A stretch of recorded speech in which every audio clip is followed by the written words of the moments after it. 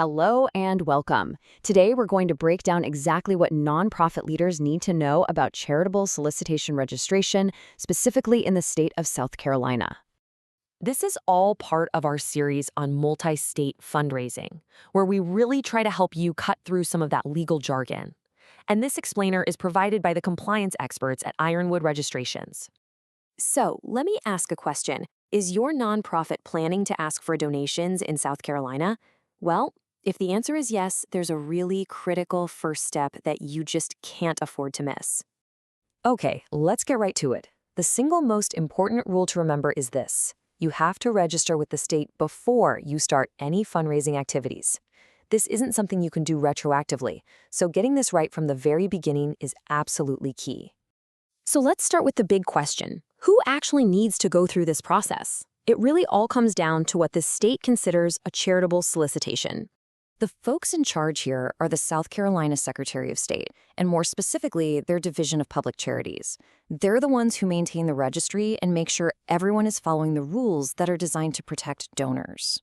You know, what's really important to realize is just how broad the definition of solicitation is. We're not just talking about sending letters anymore.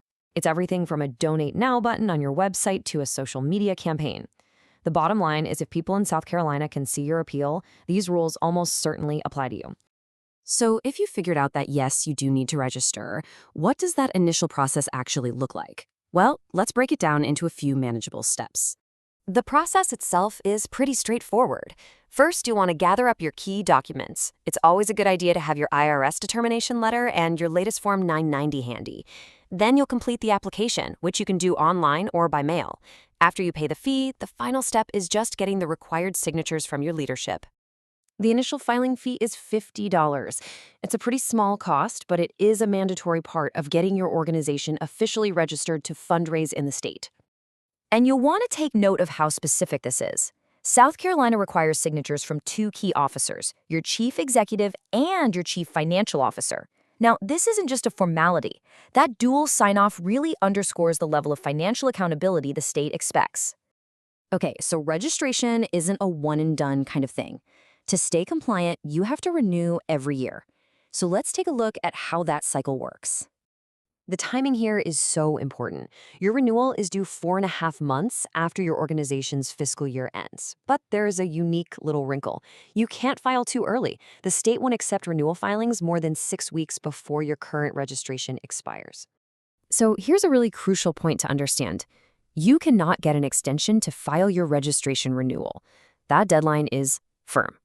However, if you need more time for your financial reports, like your Form 990, you can request a 6-month extension for that specific part of the filing. Now, not every organization has to go through the full registration process. South Carolina does have several exemptions, but it's really important to know that most exempt organizations still have to do an annual filing just to claim that status. South Carolina offers 2 different financial exemptions based on how much you raise in contributions. If you raise $7,500 or less, you can be exempt, even if you use a professional fundraiser. But if you raise up to $20,000, you can only claim that exemption if you do not use professional fundraisers. It's a key difference. So beyond those financial thresholds, certain types of organizations are also exempt. You can see the list here includes groups like religious and political organizations. A key one to notice is membership organizations. But remember, that exemption only applies if you're fundraising exclusively from your existing members. You know, every state has its own little quirks, and South Carolina is no different. There's one particular rule about registered agents that all nonprofits need to be aware of. So this registered agent rule works a little differently depending on where your nonprofit is based. If you're an in-state organization, you need to designate a specific person or service. But if you're an out-of-state nonprofit, South Carolina actually gives you a simpler option. You can just designate the Secretary of State to act as your agent. Okay, we have definitely covered a lot of ground, so let's pull it all together into a final checklist of the most important things you need to do to stay compliant. So let's boil it all down. The most critical point, and I can't say it enough, is to register before you solicit. After that, it's all about managing your calendar. Track that renewal deadline that's tied to your fiscal year, and file your financial reports. And finally, don't forget that even if you're exempt, you still have to file every year to keep that status active. So at the end of the day, why does all this matter? Well, these regulations aren't just bureaucratic hoops to jump through. They exist to create a transparent environment for fundraising, which gives donors confidence that their contributions are being handled responsibly. Really, compliance is a cornerstone of public trust. Managing these requirements can be complex, especially if you're fundraising in multiple states. If your organization needs a hand with charitable solicitation registrations in South Carolina or anywhere else, Ironwood Registrations specializes in helping nonprofits stay compliant. You can learn more at ironwoodregistrations.com. Thanks so much for watching.